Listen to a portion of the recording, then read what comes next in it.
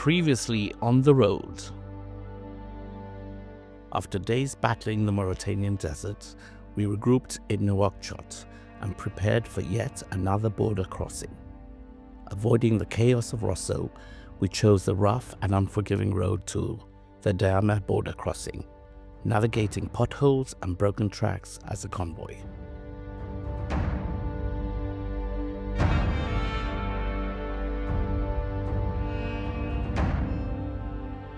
The crossing into Senegal was smoother than expected, and almost instantly, the world around us changed. The desert faded into greenery, wildlife reappeared, and the air grew thick with tropical heat.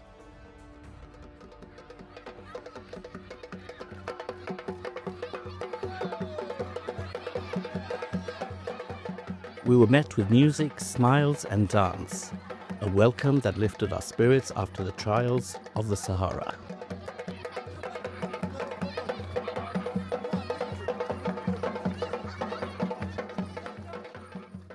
We've made it across into Senegal.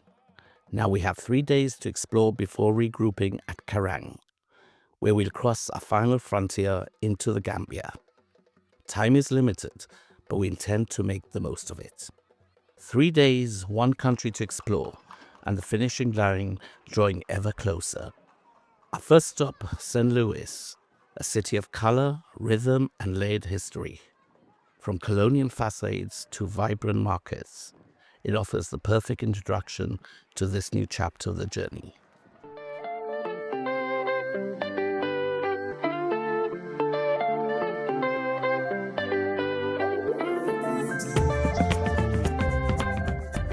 Founded in 1659 by French traders, St. Louis was one of the earliest European settlements in West Africa. This life for free from the more side. The way we come, we go. One time, make I live my life and do shakara. Make I kick away from me. Bad vibes. Men body, they set up for much enjoyment. Men body, they ready. Strategically positioned at the mouth of the Senegal River, it quickly became a major center for trade, particularly in gold, ivory, and tragically, the transatlantic slave trade.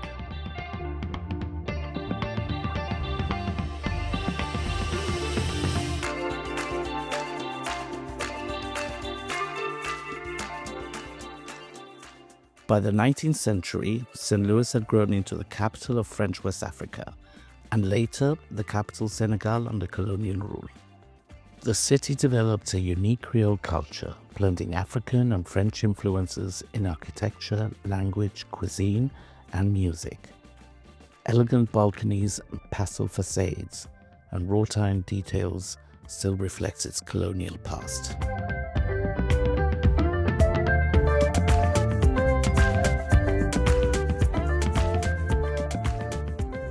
In 2000, St. Louis was designated a UNESCO World Heritage Site, recognized for its historical significance and well-preserved colonial architecture. Today, within Senegal, St. Louis remains a cultural capital, where history, art, and rhythm continues to define its identity.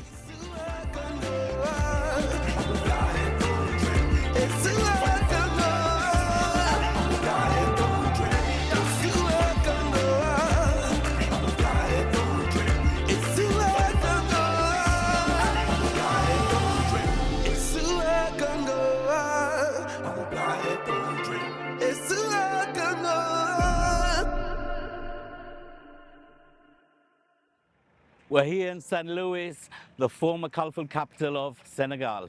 It's known for its colonial buildings and its French influence. But before I explore that with you guys, we're going to be talking about this beauty that's right behind us. Its history is that it's built by Gustave Eiffel, the guy who actually built the Eiffel Tower. Whether it's true or not, we'll never know. But all I can say, this is majestic and beautiful. The Fadeb Bridge is the iconic link between the island city of St. Louis and mainland Senegal. Completed in 1897, The iron bridge stretches approximately 500 meters across the Senegal River. It was named after Louis Fadeb, the 19th century French colonial governor who played a major role in expanding French control in West Africa.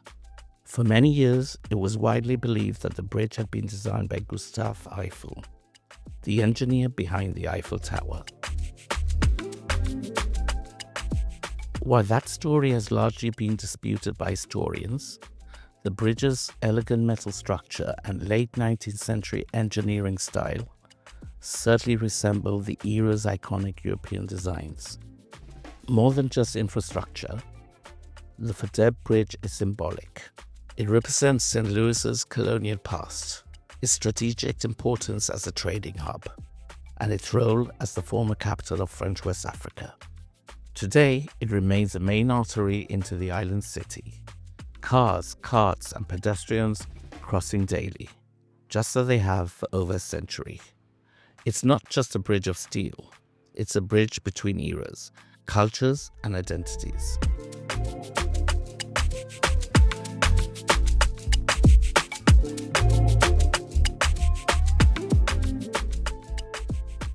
Driving through the streets of St. Louis is an attraction in itself. The city bursts with life, color, and a kind of beautiful chaos. Horse-drawn carriages weave between taxis. Motorbikes glide past pedestrians.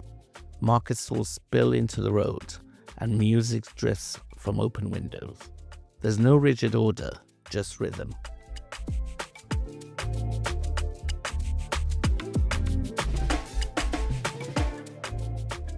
Every turn reveals something new.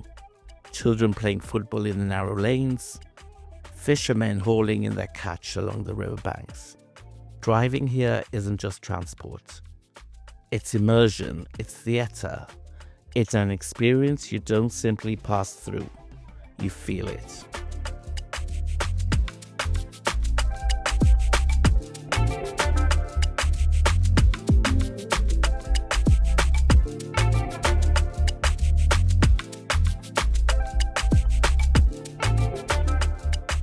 Located in the heart of St. Louis, Gallery Teranga is one of the city's most respected cultural spaces, dedicated to traditional West African art and artifacts. When in St. Louis, it is a must to visit Galleria Teranga. It's famous for its African masks and tradition artifacts. So let's see what it's all about. The gallery is particularly known for its collection of hand-carved wooden masks, many originating from different ethnic groups across West Africa. They carry deep spiritual and cultural significance. Traditionally, they were used in ceremonies, initiations, harvest festivals, and storytelling rituals, often representing ancestors, spirits, or moral lessons within communities. Beyond masks, the gallery showcases sculptures, textiles, jewelry, and ritual objects, each reflecting the craftsmanship and symbolism embedded in African artistic traditions.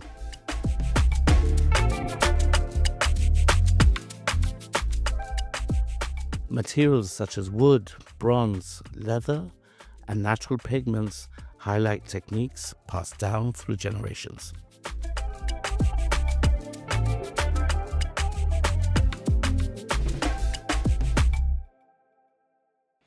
Right now, I'm joined by Papa Drama and his son. Yes. Buba. Tell me, Buba, a little bit about the history of this place. He took the mask, all in general. He from West Africa, you know, West Africa, yeah. In West Africa, all the mask here, if you see, he from West Africa. Buba, tell me, do you have a lot of people tourists from abroad coming here? No, now, a lot of tourists now. Now the tourists, he come to here, you come to the Sali, he come only the days after you going, you know. Now, because I think 1 or 2 years after the new government, he makes something, I think he have a lot of tourists, but now, no. This is an absolutely beautiful place. It's just got so much history. Tell me, how long have you had this place? Tell me. 21 years. 21 years. Yeah. Yeah. The gallery is here for 21 years. Yeah. But my father, he go to all the Africa. Yeah. He change it.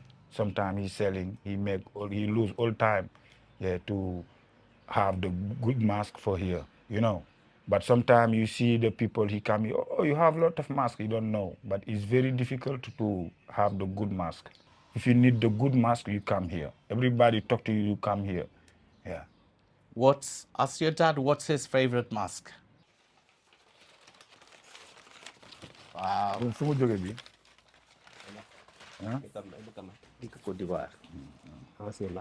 from Cote d'Ivoire. It's very old. It's the favorite. This is preferred. This. Parce que initiation. It's the initiation mask. The initiation mask. Yeah. Very expensive here. Very interesting, but it's very old. Yeah.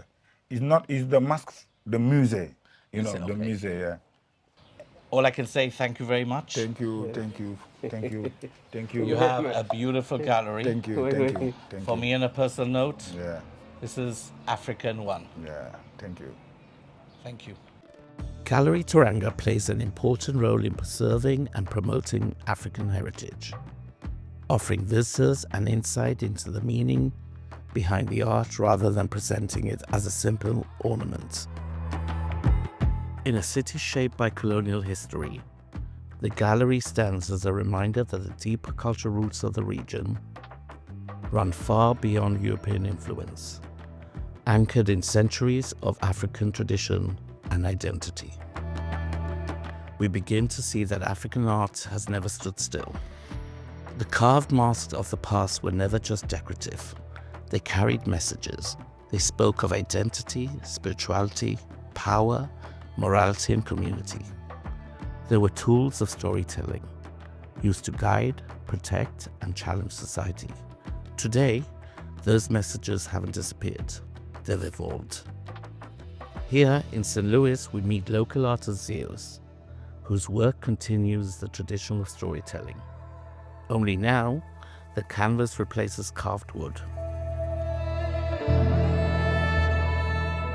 Zeus's art tackles urgent issues like immigration, poverty, youth struggle, and the empowerment of Africa and Africans.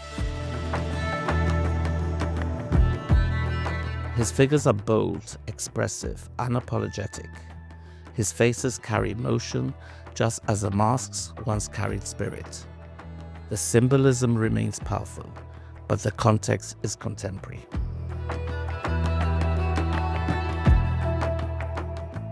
Where masks once represented ancestral voices, Zeus paints the voice of a new generation. His work is a reminder that African art has always been political, always been social, always been alive.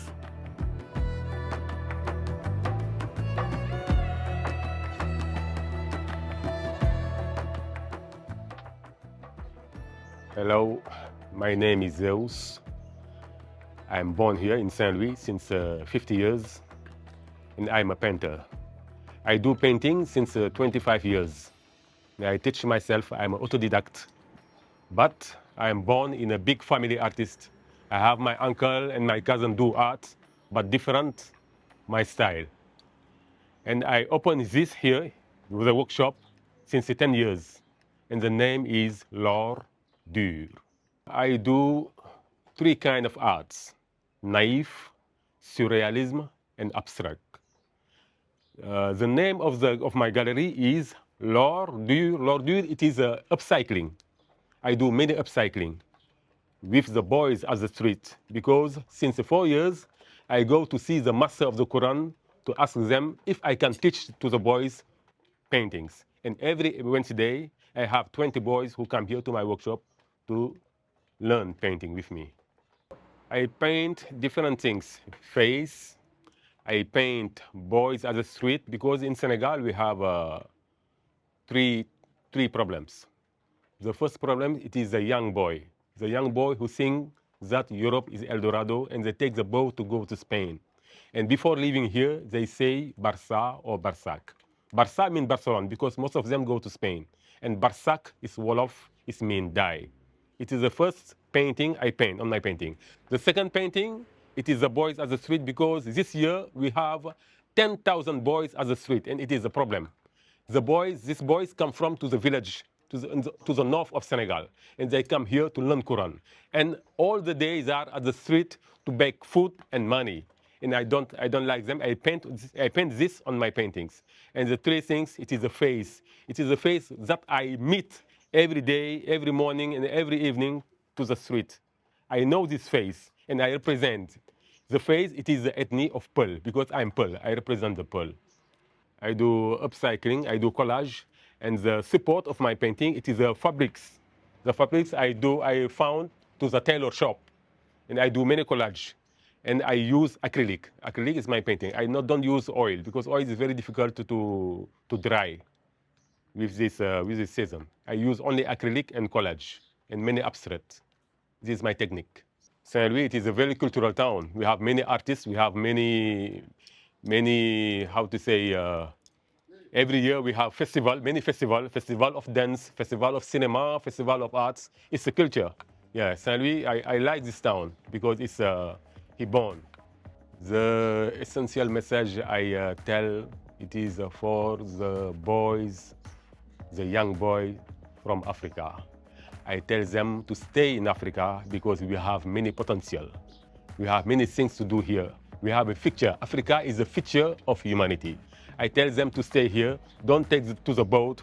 Don't go to Europe, because Europe is not El Dorado. Africa is El Dorado. Thank you.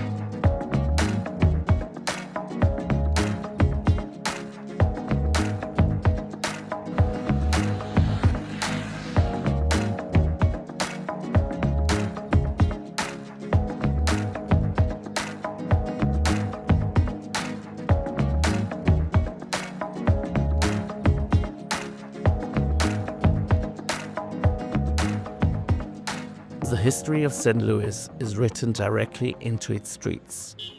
The architecture tells its own story. Two-story houses with wrought iron balconies, wooden shutters, and pastel facades reflect strong French colonial influence.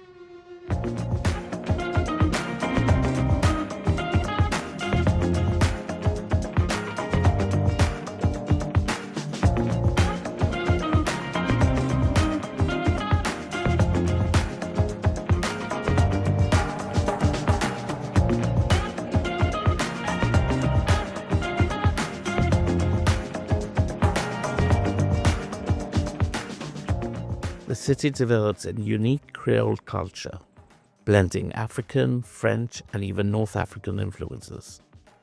Music drifts through the streets, markets burst with color, and horse-drawn carriages still move alongside motorbikes and cars. St. Louis feels theatrical, almost cinematic.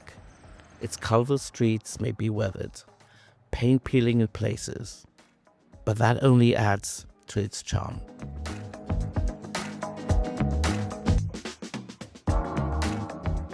Every facade carries layers of history, colonial ambition, trade, hardship, resilience, and reinvention.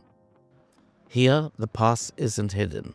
It stands proudly in balconies, bridges, and boulevards. A city where Africa and Europe once met, and where culture continues to evolve.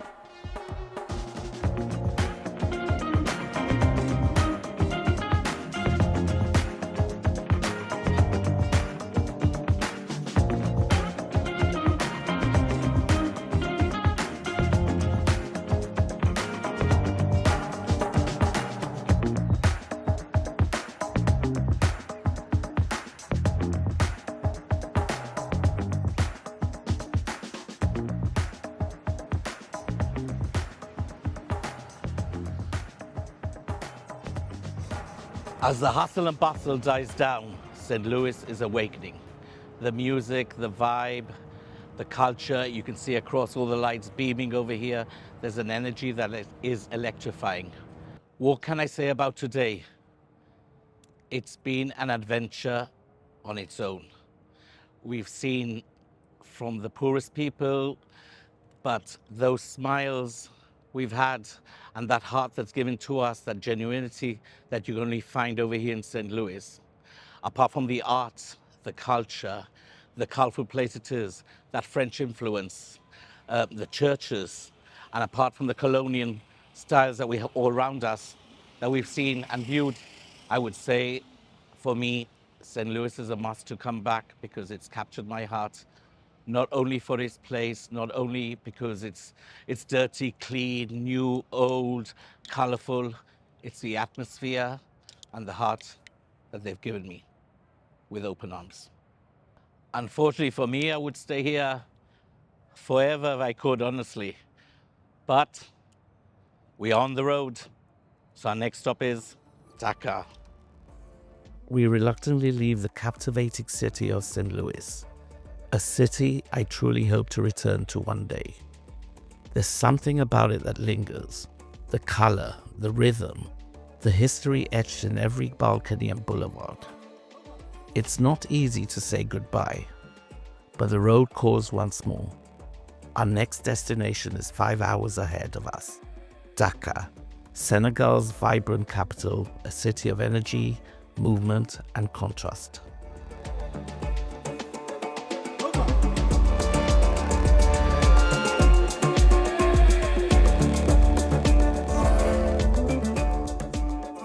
Next week, on the road, we drive into the vibrant capital of Dakar before crossing over to Gorée Island.